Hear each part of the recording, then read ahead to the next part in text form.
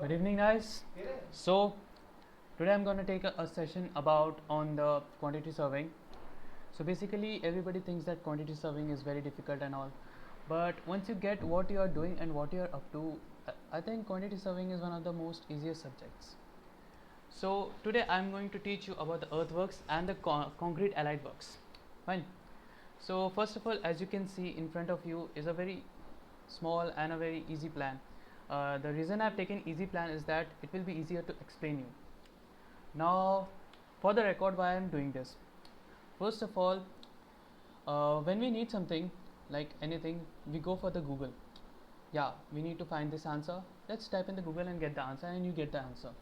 Similarly, if you want to solve any quantity surveying estimation problem, you type the problem in the Google and you get the answer. You get the Excel sheet. But what about the explanation? You go through 2-3 YouTube videos and still you're not able to understand because they are trying to do the same thing in a very complicated way. So without much ado, I'm going to tell you about how to solve the earthworks and the concrete allied works in this simple given plan. So basically, as you can see this plan, there are 4 rooms, two office rooms, 1 record room and 1 veranda, and you can see each of the dimensions mentioned and all the doors and the windows given in this plan. So basically, as you can see, these dimensions which are mentioned, 4500 into 3500, these are not the dimensions of the room. Basically is the distance between the center to center line. So the first of all, when you're going for the excavation, so in excavation what you see is like what you have to excavate so that you can build this building. So the first and the most foremost thing is the wall footing. So I'm going to show you one picture of that. So this is how the wall footing looks like, the sectional view. You have this ground line, you have the concrete footing, the brickwork.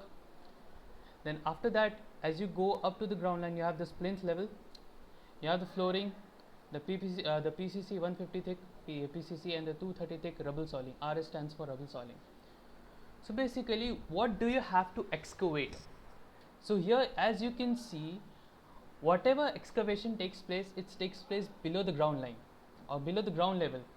Here, as you can see, the excavation is taking place 350 plus 150, that is total 500, and here the excavation is, this is what the excavation is taking place. So basically, when you're calculating the depth of the excavation, the depth of the excavation will be 350 plus 150, and plus apart from the depth, you also want to know what is basically the width of the excavation. The width of the excavation will be 430 because the highest distance is 430. So basically 430 will be the width of the excavation. So basically you are going to remove a cuboid of length 430 into 350 plus 150, that is 500 into 430 into the length of the wall. And how will you get the length of the wall? So for that, when we come back to the AutoCAD, we see that the length of the wall will be here. It will be 3500 plus 3500, that is 7000. So basically you are excavating a cuboid of 7000 plus 7000 into 500 into 430. Similarly, we have to do this for this wall, we have to do this for this wall, we have to do this for this wall. So this is basically how you do the excavation for each and every wall. You have to look into the column footing, the wall footing, sorry, my fault. You have to look for the wall footing, you have to look for the sectional view of the wall footing, and you'll be able to understand how much depth and how much width you have to basically excavate, and the length of the excavation will be determined by the wall. So here we complete with the excavation. So after excavation, what is the next thing? Next thing after excavation is the plinth filling. So where does the plinth filling takes place? The plinth filling is basically taking place in this part, as you can see. The rooms, the plinth filling is taking place in the rooms. So basically, what do we have to do in the plinth fillings? In the plinth filling, we have to calculate the area of the room, and the area of the room is not 4500 into 3500 as you can see in this AutoCAD file. Basically, as I mentioned earlier, the 4500 and into 3500 is basically the center to center distance. Now in this one we have taken the dimension of the wall as 230 mm thick. So basically, when you are taking the center to center distance, the center line will pass through here, and basically from here, this point to this point, the length is 3500. So basically, what will be the length of this room? What will be the length of this room? It will be from this point to this point. So basically, how do we calculate the length of the room? It's basically 3500 minus 115 millimeters from here and 115 millimeters from here. So 3500 millimeters minus 115 millimeter minus 115 millimeter, that is 3500 minus 230 millimeter, and you will get the length of the room. Similarly, to get the breadth of the room, you will subtract 115 millimeter from here and 115 millimeter from here to 4500 millimeter, that is 4500 millimeter minus 230 millimeter, and you will get the breadth of the room. So basically, you got the plinth area of one room, and as you can see, all the four areas are same. So if you multiply this one particular thing into 4, so you'll get the total plinth area and where the plinth filling has to takes place. So basically, you are over with the excavation, you're over with the plinth filling. So the next thing which comes after the excavation and the plinth filling is basically your rubble soiling. Now what is rubble soiling? As you'll see in this file, this is known as the rubble soiling. This is basically a haphazard addition of the rubbles below the PCC so as to give some kind of support. It's not basically for the support, it's like you're adding the rubble soils here.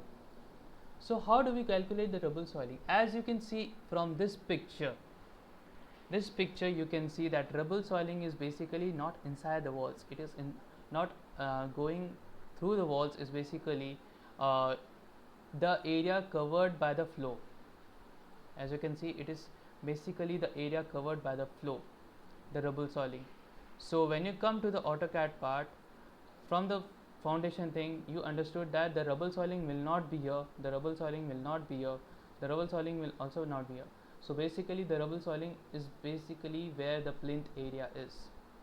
So this is your rubble soiling. So for calculating the rubble soiling, we have already calculated the plinth area. So whatever will be the plinth area, the same will be the rubble soiling area. So in this way, you will get the rubble soiling area. You multiply it 4 times, you will basically get the rubble soiling. After rubble soiling, the next thing is anti-termite treatment. Now, in every modern building, it is one of the most important thing, anti-termite treatment. How to keep away all those crickets and cockroaches from your house, how to keep everything safe in your house, how to make your furnitures and other things durable. Basically, how to maintain the cleanliness. So for this, anti-termite treatment is very important. So where do we do the anti-termite treatment? The anti-termite treatment is also done on the floor area. You apply the anti-termite solution over the floor area so that it gives a long-lasting effect from the keeping the cockroaches and the crickets and other insects at bay. Obviously, it won't stop it completely, but to a large extent, yes, it will, and it will keep your other things like your food, your furniture, your other appliances much more durable. So anti-termite is very important, and anti-termite is calculated as same as the plinth area or the rubble soiling. So basically, this is the earthwork. This completes the earthwork. In the earthwork, what we saw was the excavation. In the excavation, we saw that we have to first check into the footing, wall footing of the building. In the wall footing, we'll have to check what is the depth, what is the width, and what will be the length due to the wall, and that will give us the volume of total soil that has to be excavated. After excavation, what we saw was the plinth filling. In the plinth filling, what we saw, it was equal to the floor area. So we calculated the floor area and we found out the plinth filling. After that we saw was rubble soiling. The rubble soiling was beneath the flooring, and so therefore the rubble soiling area will also be equal to the plinth area, and similarly anti-termite treatment. So after this, where we come is concrete allied works and also the PCC. Now nowadays in every structure concrete is obviously used, and it has been always, it is like a boon to mankind. It's a gift for the mankind. Without concrete, nothing like all this what we are saying would never be possible. So it is very much important to calculate the concrete which is being used in a building. Due to this calculation, we can actually find out what will be the tentative cost of building the whatever structure we are building. Not only the building, any structure we are building, we'll able to find out the tentative cost of the building. So when you come to the RCC, where are all RCC used? So for that, we'll again go into the wall footing and we'll check that where all RCCs are used. See, as you can see, in PCC the RCC where all concrete are used. My fault. In PCC we'll use concrete. Sometimes yes, in flooring we use concrete, and apart from that, when we go towards the roof, yes, we use the concrete, and also in the roof flooring. Yeah, sometimes you may not use concrete here, but many times people like to use, giving it a much more durability so that you can build some other stuffs here. So this is where you'll add concrete. So how do we calculate the total concrete used in this one? So basically, first of all, we have to go like one by one, step by step. And yeah, also in the flooring, I missed, in the foundation also the concrete is used.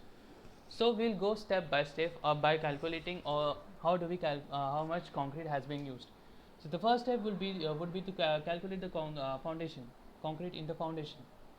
So as we go to the AutoCAD file, where will be the wall foundation? The wall foundation will be all along here, along the load bearing walls.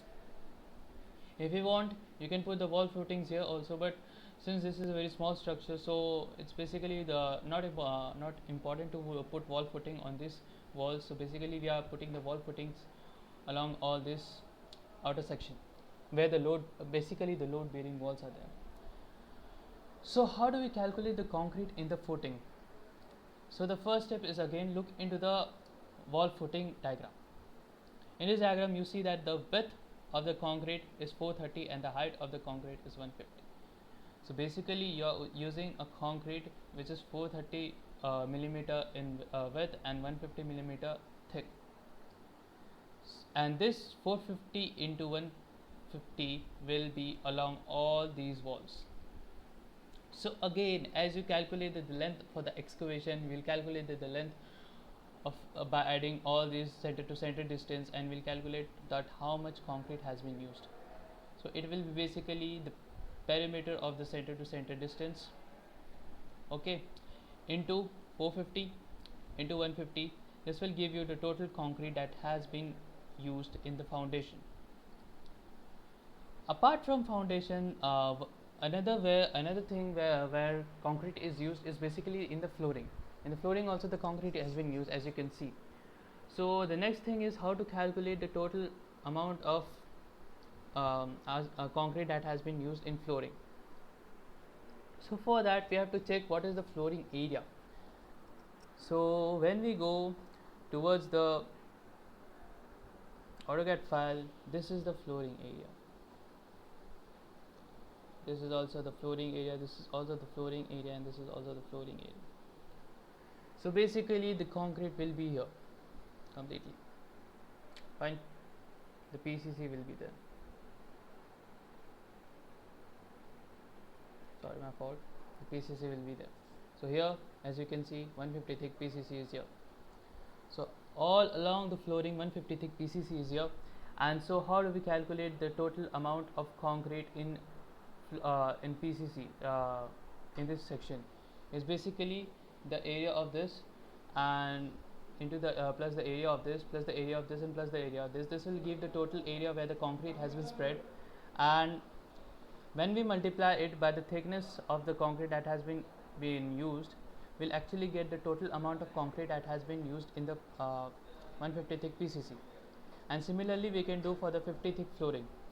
In this way we can calculate the total amount of concrete that has been used in for the flooring purposes. So now we have calculated the concrete for the foundation work, and we have calculated the concrete for the flooring work.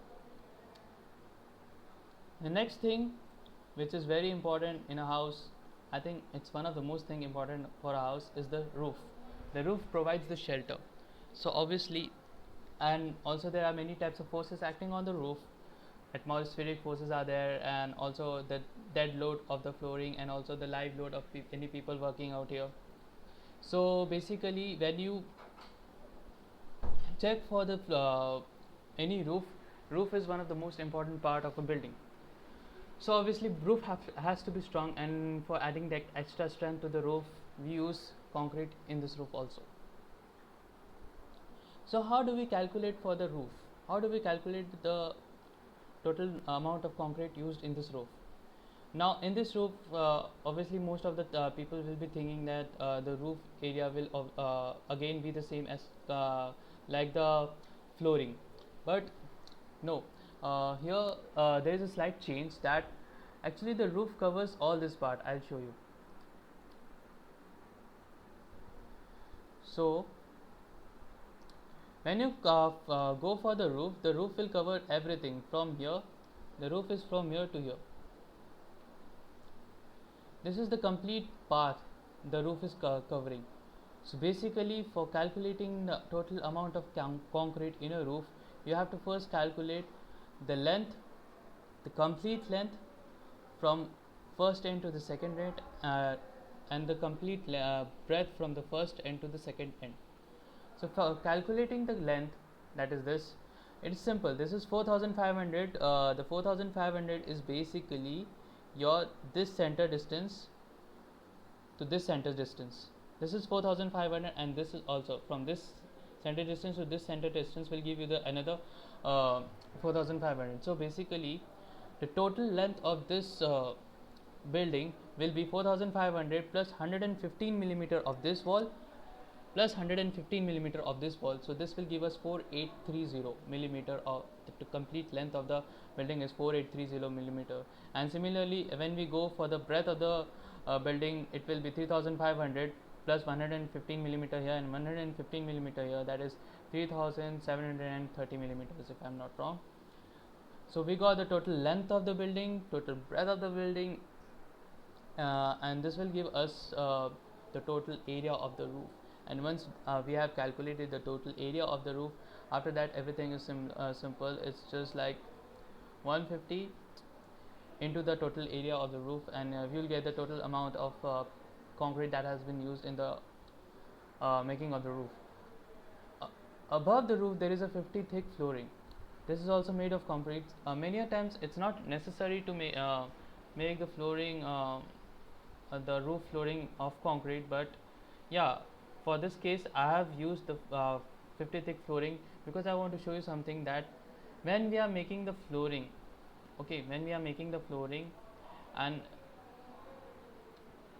by case this is 230 millimeter wall also. If it was not 230 millimeter wall, then the case would be different, but here it is also the 230 millimeter wall. So basically you can see the flooring is not touching this wall, the flooring will be completely here.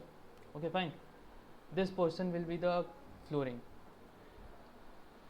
So when we calculated the flooring for the ground floor, we took this area plus this area plus this area plus this areas, but there will be a slight change in this thing, because as you can see in the roof there won't be any hindrance provided by these walls, there won't be any walls here.